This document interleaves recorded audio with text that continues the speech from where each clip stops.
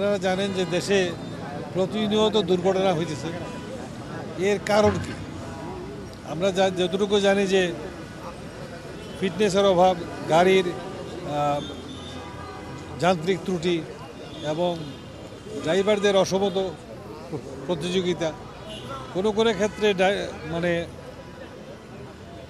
Over speed. আসলে আমার কাছে মনে হয় যে মূল কারণ ওভার স্পিড। এটা নিয়ন্ত্রণে যদি স্পিডটা থাকে আপনি গাড়িকে সহজেই নিয়ন্ত্রণ করতে পারেন। এই যে চালক পথচারী সবারই একটা রোল আছে, কিন্তু এই ইয়েতে পুলিশের আছে, আমাদেরও আছে। এই কিভাবে আপনি নিরাপদে সড়কে চলতে পারবেন, এইটি আমাদের মূল লক্ষ্য।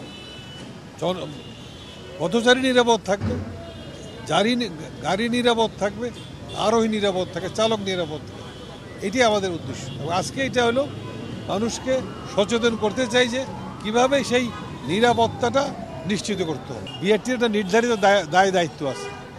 ওনারা ফিটনেস দেয়, রেজিস্ট্রেশন দেয়, ড্রাইভিং লাইসেন্স দেয়, মালিকানা বদল করে, এসবটা করার জন্য লোক লাগবে। তো এখন ওনার ক্ষোভটা হইল যে উনি তো আমাদের মন্ত্রী, মানে উপদেষ্টার দায়িত্বে আছেন, ফলে সবাই ওনাকে দায়ী করে।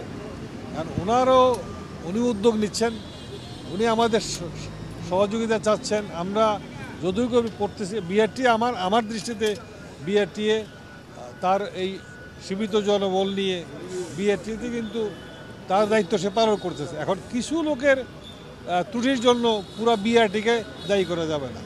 তা আমরা সেটা চেষ্টা করতেছি কীভাবে স্বচ্ছতা নিশ্চিত করা যায়, কীভাবে কাজের গতি বাড়ানো যায়, কীভাবে জনগণকে বেশি সেবা দেওয়া যায়।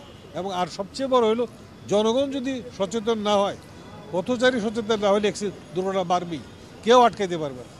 দীর্ঘ 15-16 বছরের জঞ্জাট আমরা 15-16 বছর ধরব, একদিনই আমরা শেষ করতে পারবো না। কারণ 15 বছরে বিআরটি থেকে কোনো রুট পারমিট, ফিটনেস এলে দেওয়ার সুযোগ ছিল না। এটা সুযোগ ছিল তৎকালীন মালিক সমিতির কাছে, তারা যখন যা খুশি তাই করেছে। তো যা হোক, আমরা সমালোচনায় যাব না। আমরা ধন্যবাদ জানাই এই অন্তর্বর্তীকালীন সরকারের সম্মানিত যোগাযোগ মন্ত্রণালয়ের দায়িত্বপ্রাপ্ত উপদেষ্টাকে।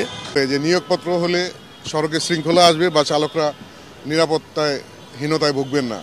এ প্রসঙ্গে আমার বক্তব্য এমন যে আমরা মালিক সমিতির পক্ষ থেকে নিয়োগপত্র দেওয়ার পক্ষে। তবে অন্যান্য যে কোনো সরকারি বা বেসরকারি বা আধা সরকারি প্রতিষ্ঠানে নিয়োগপত্র দেওয়ার ক্ষেত্রে যেমন একটি আইন আছে, তার সাথে একটা রুলস হয়, বিধি। সেই বিধিতে বলা থাকবে যে যার কাছে যে শ্রমিক নিয়োগ নেবে তার কি কি কর্তব্য এই চাকরির শর্তে আছে, এবং মালিকের কাছেও সেই শ্রমিকের কি কি পাওনা বা কি কি অধিকার আছে, সেই সম্মিলিত বিধিটি সম্পূর্ণ হলে পরে আমরা এটা সুসম্পন্ন করতে পারবো।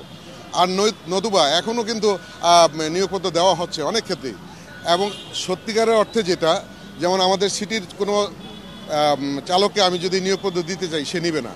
কারণ নিয়োগপত্রেতে তার যা বেতনের স্কেল আসবে তার চাইতে বেশি আমরা তাদেরকে অলরেডি পে করি, এটা বাস্তবতা। সেক্ষেত্রে আমি চাই পরিচ্ছন্ন এবং স্বচ্ছন্ন এবং সুন্দর হওয়ার জন্য এই রুলসটা অতি শীঘ্র এবং দ্রুততার সাথে সরকারের পক্ষ থেকে যদি করে দেওয়া হয়, সেক্ষেত্রে আমরা সারা দেশে এটার জন্য ব্যাপক প্রচারণা এবং বাধ্যতামূলক করে দিতে পারবো।